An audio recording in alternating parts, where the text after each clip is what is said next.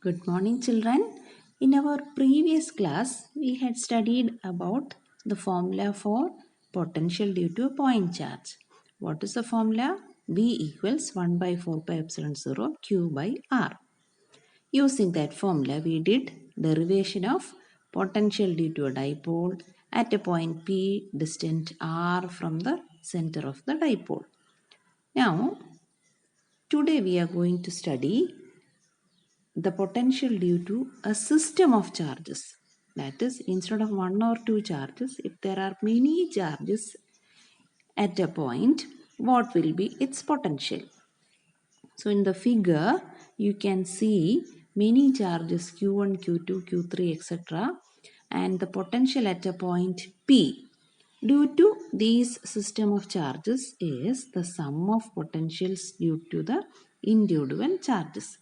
That is, if there are Q1, Q2, etc. Qn charges, then the total potential at a point V is given by the sum of potential due to first charge Q1, that is V1, plus potential due to second charge Q2, that is V2, etc. plus Vn. Now let us see potential energy due to a system of charges. Not potential but potential energy. First, let us see potential energy due to two charges. Then we will go to 3. Okay. So to find out potential energy due to a system of two charges, let us consider two charges Q1 and Q2 with position vectors R1 and R2. In the absence of Q2, that is, if there is only one charge Q1, we know that potential V1 is 1 by 4 pi epsilon 0 Q1 by R1. Now to bring Q2 to the picture, to a position R2, we have to do some work. And that work will be stored as the potential energy.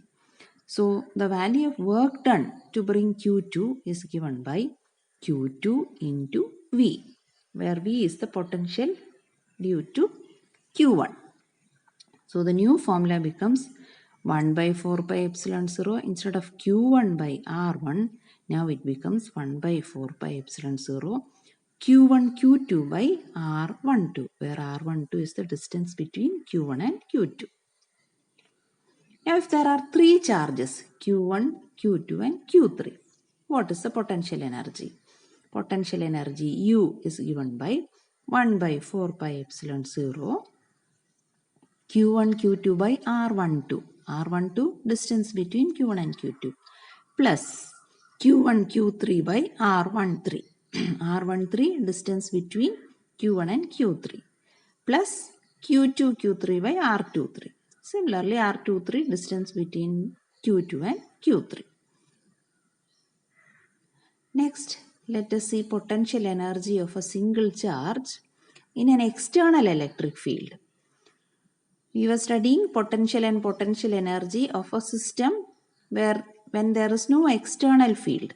If there is an external field, potential energy of a single charge in presence of an external field formula is U equals Q into V. Now let's find potential energy of a dipole in an external electric field. We know that when a dipole is placed in an external electric field, it experiences a torque. What is a dipole? Two equal and opposite charges separated by a distance. So, we know that it experiences a torque given by the formula torque tau equals P cross E. Now, to find out potential energy, we have to find out the work done in rotating the dipole. For that, we have to integrate the torque with respect to the angle that is rotated.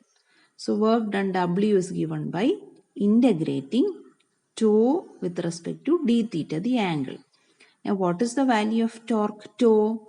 Tau is P cross E. P cross E means PE sin theta. So we have to integrate PE sin theta from angle theta 0 to another angle theta 1. Now we have studied that we do not integrate constants. So P and E are constants. So what is remaining? Integral sin theta d theta. We know that integral sine theta d theta, the answer is minus cos theta. So we get work done is equal to minus PE cos theta. But PE cos theta can be